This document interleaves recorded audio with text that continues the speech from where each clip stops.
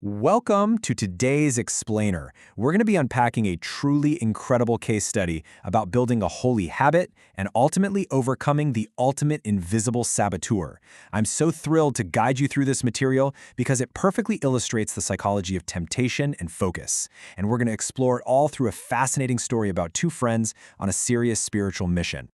All right, let's kick things off by asking a simple but honestly pretty profound question. Could you keep up a positive habit for 40 days straight without slipping even once? I mean, it sounds entirely doable on day one, right? But human nature, as we'll see in our source material today, is incredibly vulnerable to distraction as time goes on. So what's the big prize driving this whole thing? The spark for our case study is an immense reward. Two friends were inspired by this famous hadith of Prophet Muhammad, peace be upon him. It promises profound spiritual freedom, specifically freedom from hellfire for anyone who prays the night prayer, Isha, in congregation for 40 nights without missing the very first unit, or rakah. That is the ultimate prize on the line here, and it obviously requires absolute dedication. Okay, let's jump into part one, the target and the trap.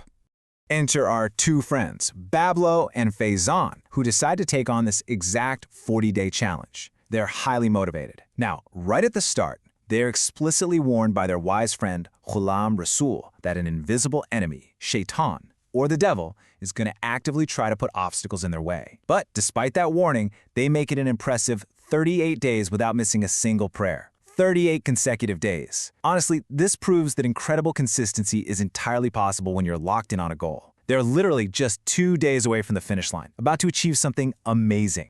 But then, Day 39 rolls around, and the narrative takes a really sharp turn. Jealousy sparks a dangerous idea.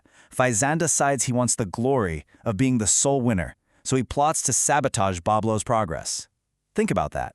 The trap is set not by a stranger, not by some outside force, but by his own friend, Faizan, who tries to use a simple chocolate distraction to derail Bablo's focus right at the finish line. Well, the crucial point here is how this completely backfires. Faizan leaves a chocolate on a park bench as bait, and goes as far as setting a physical rope trap hidden under some leaves. But look at how this plays out. Bablo manages to enjoy the treat and still make it to the prayer on time, keeping his streak alive. Meanwhile, Faizan actually trips, falls right into his own hidden rope trap, and gets stuck hanging upside down in the park. You really can't make this stuff up. Which brings us to section 2, a friend's deceit and defeat.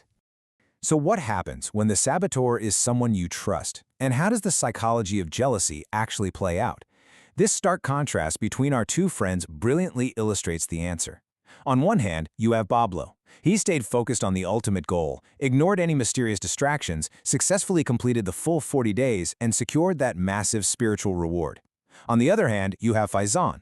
He listened to those internal whispers, let jealousy take over, tried to sabotage his buddy, completely lost the reward for himself, and literally ended up physically trapped.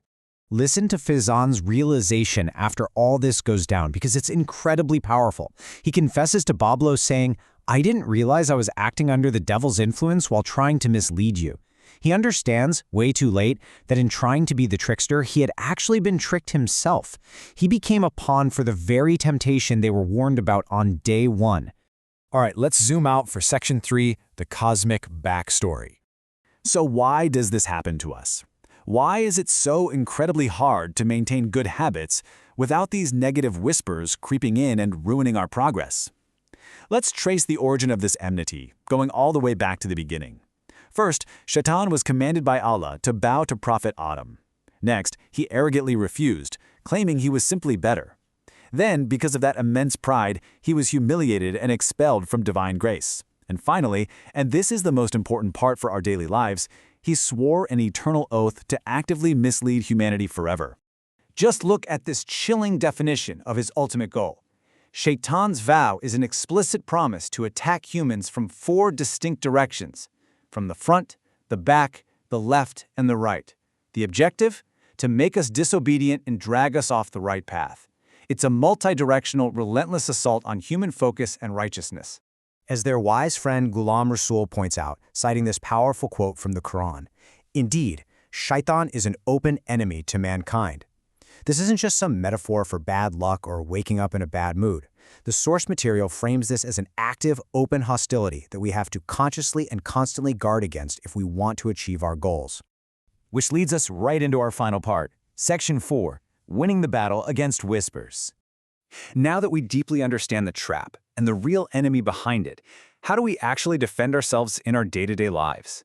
Well, we actually saw an emergency spiritual defense in action earlier in the story. Remember when Faizan was stuck upside down in the park, terrified by a demonic voice mocking him? He successfully used Ayatul Kursi, a very powerful verse from the Quran, to banish the real shaitan who was taunting him. It acts as an immediate protective shield when you feel actively under attack. But what about those everyday intrusions? For those, Ghulam Rasool lays out a highly practical, actionable, 3-step protocol to neutralize negative thoughts or jealous whispers the exact moment they strike your mind. Step 1, read the ta'awuz, actively seeking refuge from the rejected shaitan. Step 2, read La hawla wa la quwwata illa billah, acknowledging that there is no power or strength except with God. And step 3, spit lightly to your left side 3 times. This is a direct, actionable routine to clear your mind, reject the whisper, and immediately hit reset on your focus. So, I'm going to leave you with this provocative thought. The next time a distraction threatens your most important goal, are you going to be the architect of your own trap like Faizan, or will you stay fiercely focused and win like Bablo? When temptation inevitably strikes during your next 40-day challenge, which path will you choose?